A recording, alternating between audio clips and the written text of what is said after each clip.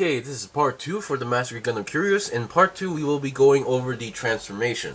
Before we start, there's some stuff that we need to prepare. Number 1 is to attach those extra missile launcher connectors onto the arms. Now, in the manual, they tell you to attach only on the right arm, but it doesn't really matter if you want to. You can also attach it onto the left arm, because I'm pretty sure there are some people out there who wants to attach both of the missile launchers onto the Wave Rider mode as well. So yeah, other than that, that's all you need to attach. Now in the manual, on the right arm, they just show you guys with this handle on the right arm, because that does technically make sense in terms of the Gundam wise, but in terms of kit wise, it doesn't really matter. So for now, I'll be going with the fist hands as well.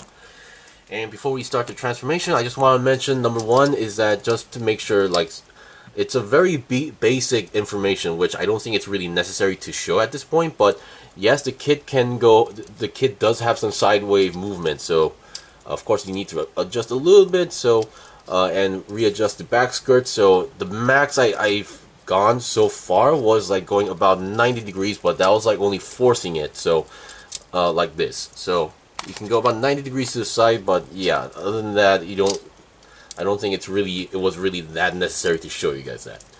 So yeah. And I just wanted to mention that. And then number 2 is the gun. So the gun, so far, while preparing the kit for the transformation, I've noticed that the scope has been down like that. Now it's not much of a big difference, but if you want to make it come out, there's a back section. There's a small button on the back right over here, and it's not really a button, but you just need to press it down, and it will pop out like that. So when you're first building it, I'm pretty sure like the moment you build it, it's going to be like pretty much on the inside. So yeah, you can push this down section up to reveal it up. And don't try to force it, because it's not really an easy part to like pull out with your hand. It does. Now mine's got a little bit loose, but it will go back in. So just to make sure, you press it down to reveal it up. But of course for the transformation, I believe you need to push it down. Not that it makes a big difference. Number 2 is, for the preparations, you need to reposition the legs. So currently it's on its regular position. Now you need to pull them down and then make them straight one more time, like that. So we got the legs ready, and let's see what we get to start. So the transformation process is overall pretty simple and similar as how the No Grade did, but a little bit more refined to it, I guess. So number 1 is that they tell you to extend the neck like that, and then move up the head, and then push down the fin like that, and all you need to do is just pretty much lift this section up, all the way up, and then the other section all the way down. Now these parts, I don't really think they actually have like a clicking mechanism. They don't actually have a locking mechanism, so you just have what you got. And also push these antennas down as well, and then you have the front section, once again very nice clear green, and then you open up these antennas as usual, of course if they want to come out. There we go. And then number 2 is the shoulder. So as I mentioned on the first part, I mentioned these pegs on the shoulder. You open them up, and then you just plug them in to the top. So this does actually give a nice locking mechanism for the front part as well. So with this arms will be like this. So you need to rotate them 90 degrees to the side like that. And the hands, they tell you, now on the No Grade they tell you to go with like this, but on the Master Grade it's kind of the opposite, so like that. I'm just trying to be careful with the wrist, because who knows what could happen. And then you just need to reposition these orange parts like that, and we're pretty much almost done. So all you need to do is rotate the legs 90 degrees to the side. Of course, just move the back skirt a little bit so you have some extra space to rotate the legs. Come on. Oh, you might need to actually spread out a little bit. Like that. So you do the same thing onto the other side as well. And then just move them out a little bit. Now, the No Grade version actually had like an extra part you would attach to each side, so they will lock it into place. The Master Grade does not provide any piece, so just bear with me. And then just rotate the feet, fold them down. Oops, I'm not the entire leg.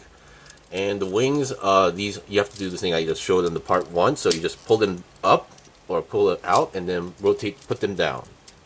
Pull, come on. Pull and then down, and that should technically the way how the structure is on the inside should lock them into place. And yeah, we're pretty much done. So another extra detail would be that you have this small button, you push it down, and then these thrusters will be popped out like that. So some neat little small detail going on there. And for the weapon wise, it's pretty much the same. For the shield, number one, you split open a part of it, and then yeah, just go through the wings like that, and then reattach it to the arm like that. So I wouldn't say it's the ideal, but yeah, it works like that.